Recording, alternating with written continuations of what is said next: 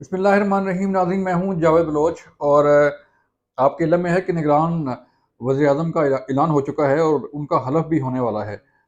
इसके बाद निगरान काबीना और फिर मामूलात ज़िंदगी शुरू हो जाएँगे नए सिरे से। नए सिरे से तो नहीं कहेंगे, जो पॉलिसीज़ हैं पाकिस्तान की सलामती के हवाले से, जो पॉलिसीज़ हैं मुल्क की माशी सूरत-ए-हाल से मुतल्लिक, जो एसआईएफसी का इदारा जो है, जो काम कर रहा है, वो सारे इदारे ऐसे ही काम करते रहेंगे, लेकिन इलेक्शन करवाना सबसे अहम ज़िम्मेदारी है निगरान सेटअप की। इलेक्शन कब होंगे, कैसे होंगे और किस जमात को क्या मिल सकता है, ये बड़े अहम सवाल हैं। और अगला सेटअप जो है उसमें उसमें कौन-कौन आ सकता है? क्या नवाज़ शरीफ साहब वापस आएँगे या नहीं आएँगे?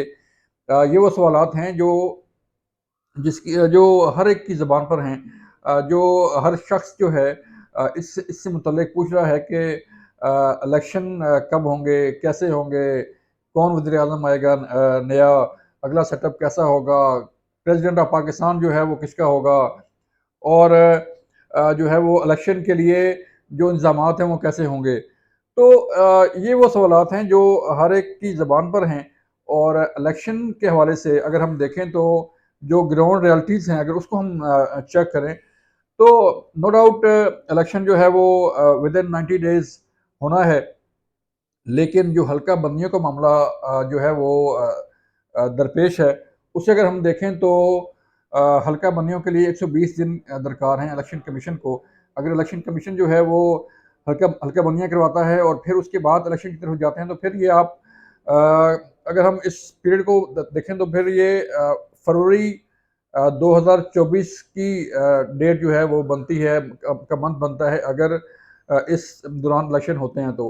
क्योंकि फ़ेब में जो है, फरवरी में इलेक्शन की जो सूरत-ए-हाल है वो सख्त सर्दी में इलेक्शन करवाना और फिर उसमें आगे लेके चलना चीज़ों को बड़ा थोड़ा-सा मुश्किल हो जाएगा, लेकिन शायद हो सकता है कि मार्च से भी आगे इलेक्शन चले जाएँ और फिर क्योंकि मार्च में आपके इल्म में है कि सेनेट ऑफ पाकिस्तान की जो सीटें हैं वो खाली हो रही हैं।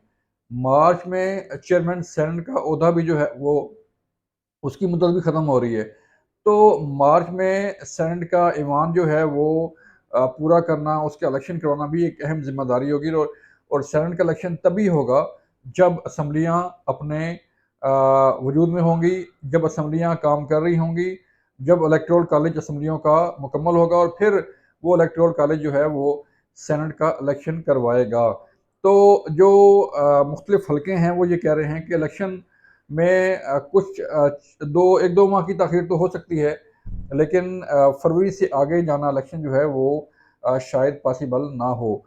अब अ, चलते हैं जो केसेस चल रहे हैं, जो मुख्तलिफ जो है वो मामलात चल रहे हैं रिगार्डिंग सानिया 9 मई हो गए, तहरीक-ए-इंसाफ के चेयरमैन इमरान खान की साइफ़र साज़िश केस हो गया, एफआईए में उसकी इंक्वायरी होगी, नैब का जो है वो 190 मिलियन पाउंड का केस हो गया, तोशाखाना केस हो गया नैब के अंदर और बाकी जो मुख्तलिफ केसेस चल रहे हैं उनका क्या होगा, नवाज़ शरीफ की वापसी का क्या होगा।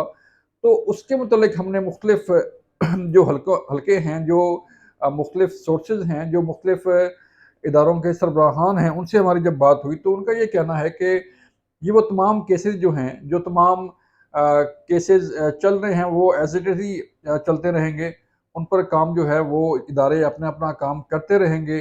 जो भी तफ्तीश के मराहिल होंगे वो आगे बढ़ते रहेंगे। लेकिन नवाज़ शरीफ की वापसी के मुतल्लिक जो है ये कहा जा रहा है कि उन्हें अब अपील करने की ज़रूरत है या नहीं है। चूँकि कानून साज़ी हो चुकी है पार्लियामेंट से, लेकिन उस पार्लियामेंट की कानून साज़ी को उड़ा दिया गया है। सुप्रीम कोर्ट ऑफ पाकिस्तान की तरफ से जो है वो फैसला किया गया है। फिर जो 184(3) के सो मोटो एक्शन के मुतल्लिक कानून था, उसे भी सुप्रीम कोर्ट ने रोक दिया, स्टे ऑर्डर दे दिया है। तो उनकी मौजूदगी में अगर 5 साल की मुद्दत जो है वो मुकर्रर की गई है नाअहली की, तो 27 जुलाई 2023 को ये 5 साल की मुद्दत ख़त्म हो जाती है नवाज़ शरीफ की नाअहली की। और क्या इलेक्शन कमीशन जो है वो अपने तई ये फैसला कर सकता है कि जो है वो नवाज शरीफ साहब की नाअहली की मुद्दत ख़त्म होगी, लिहाजा वो इलेक्शन लड़ सकते हैं।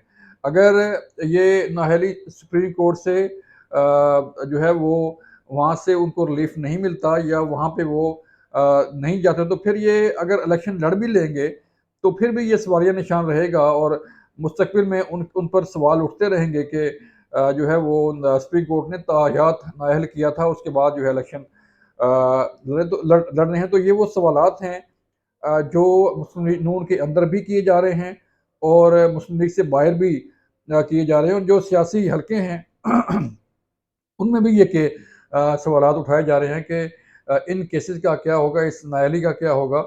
लेकिन जब हमारी गुज़श्ता रोज़ मुलाकात हुई वज़ीर-ए-आज़म शहबाज शरीफ से, तो वो बड़े कॉन्फिडेंट थे कि उन्हें जो है वो किसी जगह अपील करने की ज़रूरत नहीं है। उन्हें जो है वो किसी जगह रिलीफ़ लेने की ज़रूरत नहीं है। वो उनको रिलीफ़ जो है जो उनकी सज़ा बनती थी उन्होंने काट ली। जो उनकी नाअहली की मुद्दत 5 साल की थी वो पूरी हो गई। तो अब कोई सवाल नहीं पैदा होता कि वो दोबारा सुप्रीम कोर्ट में जाएँ और फिर अपनी नाअहली की मुद्दत जो है वो ख़त्म करवाएँ और फिर आके इलेक्शन लड़ें। तो मामला ये है कि इस सारे सिनेरियो में सबसे मुश्किल सूरत-ए-हाल का सामना तहरीक-ए-इंसाफ को करना पड़ेगा, क्योंकि तहरीक-ए-इंसाफ की 2 विंग तो बन चुके हैं। एक इस्तेकाम पाकिस्तान पार्टी जो है वो मार्द वजूद में आ चुकी है और उनके जो अहम तरीन जो लीडरशिप थी वो इसका हिस्सा हैं। फिर तहरीक-ए-इंसाफ पार्लियामेंटेरियन भी मार्द वजूद में आ चुकी है और फिर हो सकता है कि आइंदा आने वाले दिनों में कोई और जमात भी तहरीक-ए-इंसाफ से निकल कर एक नई शाख जो है उसको वो बन जाए। तो फिर अगर ये मुख्तलिफ शाखें हो जाएँगी और फिर सवाल ये पैदा होगा कि जो बल्ले का निशान है तहरीक-ए-इंसाफ का, वो वाक़ई उसके पास रहेगा या किसी और जमात को ये निशान अलाट होगा। लेकिन फिर यहाँ पे भी सवाल ये बनता है कि अगर लोग ये कहते हैं कि अगर बल्ला किसी को अलाट हुआ तो फिर वो एक लिटिगेशन में मामला जाएगा और फिर ये सारी सूरत-ए-हाल चलती रहेगी। लेकिन जो अटक जेल की सूरत-ए-हाल है, उससे ये लग रहा है। और फिर बुशरा बीबी की डायरी का जो तफ्तीश के दौरान जो है वो मंज़र-ए-आम पर आना और फिर उनके इक़्तिबासात जो है वो सामने आना और फिर तहरीक-ए-इंसाफ के चेयरमैन इमरान खान की सज़ा से मुतल्लिक जो है वो चीज़ें जो चल रही हैं, तो उससे ही अगर हम सारी चीज़ों को देखें तो हमें इलेक्शन में तहरीक-ए-इंसाफ कहीं नज़र नहीं आ रही।